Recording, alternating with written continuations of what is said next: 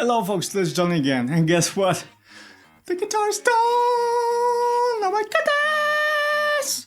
So yeah, I already tested it out and everything is working perfectly. And it's very unexpected. Yeah, I'm not complaining. It's just such a joy after 3 weeks of working on this on and off whenever I had time, and now it's actually done, seeing it finished and it works. This is amazing. So before I go into any excruciating details about my newfound love for this guitar, why don't we check out a little bit of tone demos with this baby.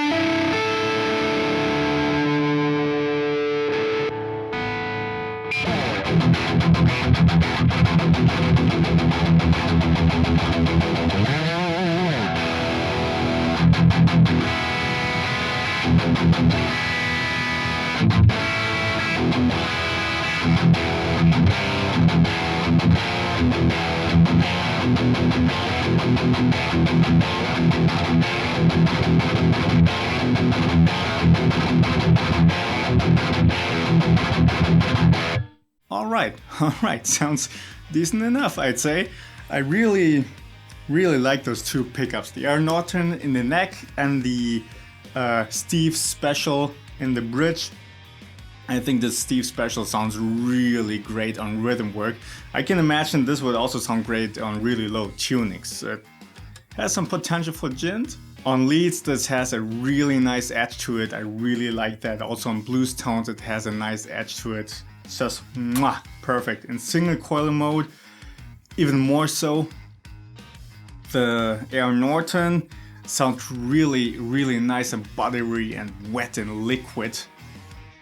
I also like how the pick attack sounds a little bit smudgy and wet. I really like this. It sings. That's what I wanted. And also in single coil or split coil, I really like this on clean tones. It's very sparkly and rich on the low end, and there's no harshness to it. I really like that. Also, both together in series, I absolutely love that for clean tones. That sounds just wow. There's no annoying things going on in the upper mid-range. It just sounds so smooth without being hollow or losing presence. Really cool. I also, now that I put this into floating trem, I also really like those effects you can do. But I gotta do something about the handle. It's rattling quite a bit. Just listen to this. Yikes. Yeah. Now there are three things about this I still need to work on. I really do want to switch to a different pickup switch because I absolutely don't like how this looks. It's so bulky looking. It doesn't fit the guitar at all. The guitar is thin and clear cuts, and then this bulky switch tip here, it just does not fit the vibe at all. So I will probably switch to an economy style pickup switch instead of this classic one, because the economy comes with the cone-shaped head, and other cone-shaped heads are pretty much the same size as the one I already have here that was originally on here, and as you already saw in the last video, it doesn't quite fit. Or, well, it fits on there, but it looks stupid. It sticks out quite a bit. It doesn't look nice. It just doesn't look nice. Okay, second thing I need to switch is different strings. Now I have 9 to 46 on here. And the weird thing is, on my 7 string, that works very well. And both of them have the same scale length, 25.5. So that's kind of weird. On the 7 string, it feels still tight enough, but on this one, they feel a little bit looser. I don't quite like that. And when I want to dig in and pick in, it feels like they don't have enough presence. The notes don't have enough presence and definition because they're just too wobbly. And also shredding is a little bit difficult because the strings just give away too much. So you can't really scrape across them and fly across them very quick. So yeah, I gotta switch to a 10 to, I guess 49 should do. But I'll also get those in single strings because the sets that are out there don't really do it for me. Yeah, that's that. And then third thing, I'm gonna have to give this to a shop and they will have to work on the frets because a couple of notes up here are buzzing and that's not very good. Especially up here on the, what's this, 12, 15, 17th thread on the high E. When I bend it up, the note just goes away. It goes and suddenly it's gone. Also because of that, I can't set the string action low enough. It's still missing 0.1 to 0.2 millimeters. It could go lower, but I just can't set it any lower because of the buzz up there. So yeah, but otherwise I think this guitar came out really well, considering I did this for the first time. I'm pretty much a noob when it comes to all of this. Well, define a noob. I did switch pickups before, but without a lot of knowledge and skill to it. And I did work on wood before, so I have a little bit of training in that. But yeah, working on a guitar like this, really giving it a complete overhaul, I'm a noob at that. I never did that before, and considering that, I think this came out very well. Would I recommend doing something like this for other people? Absolutely. If you have an old guitar lying around and you're thinking about selling it or wondering what you could do with it, try giving it a complete overhaul. So do a little bit of research, the information is out there, Google is your friend, and yeah, this is a really cool project, honestly. It's very satisfying, although there sure were stressful times. Doing the electronics was the most stressful and annoying for me personally. But in the end, it was worth it. In the end, everything works perfectly without any scratches, without any excessive noise. Talking about noise, here, check this out. Right now, there's no noise gate on the tone. Okay. Now let's split the coil.